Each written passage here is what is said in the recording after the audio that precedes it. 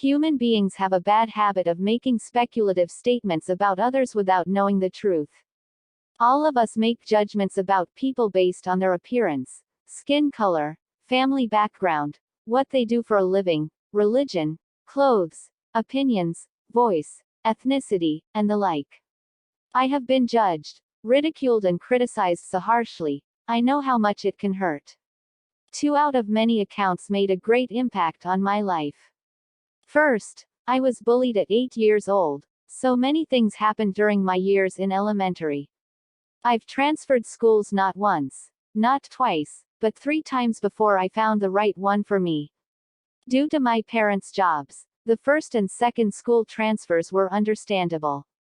However, the third school transfer was the most traumatic, undesirable, and divisive experience in my childhood memory. Being bicultural is beneficial because it makes me more flexible but was vulnerable of rejection and criticism.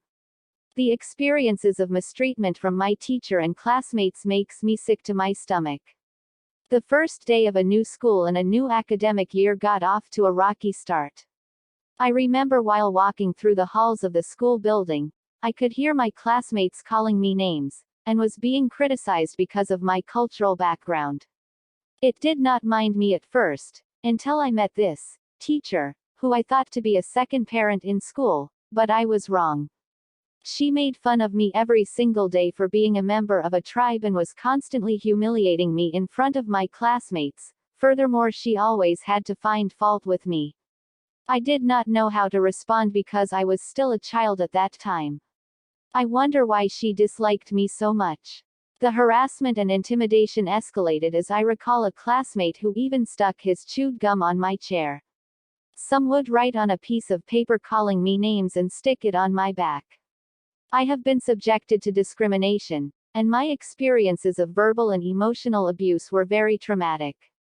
I decided not to inform my parents about it, for the reason that we have recently moved to Baguio. We were just starting a new life there. Moreover, I don't want to add more burden on my parents, especially on my mother. Considering how bad her injuries were, coming from a previous workplace deception. She also started teaching at the same school where I went. That's why I tried to endure all the emotional abuse or psychological maltreatment.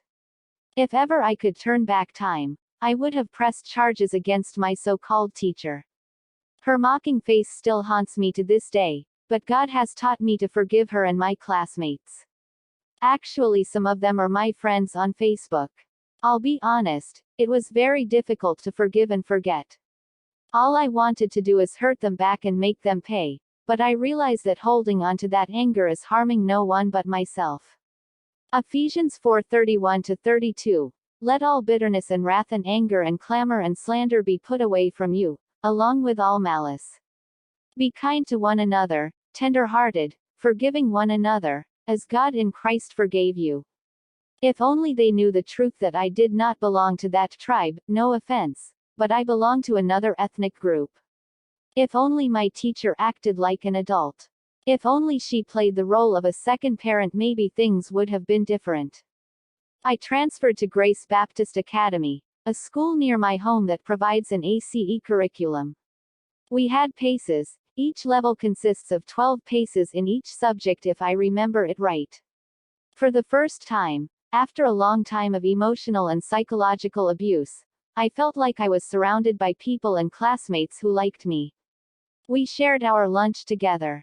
We even played together and I gained a lot of genuine friends. We had skilled and supportive teachers and administrators. They were approachable and willing to mentor us in achieving academic excellence, and most of all I felt safe and comfortable in my learning environment. My self-confidence, which is a major backbone of a student, soared up. I excelled in many areas and was an academic achiever. I had high marks, gold stars and good grades.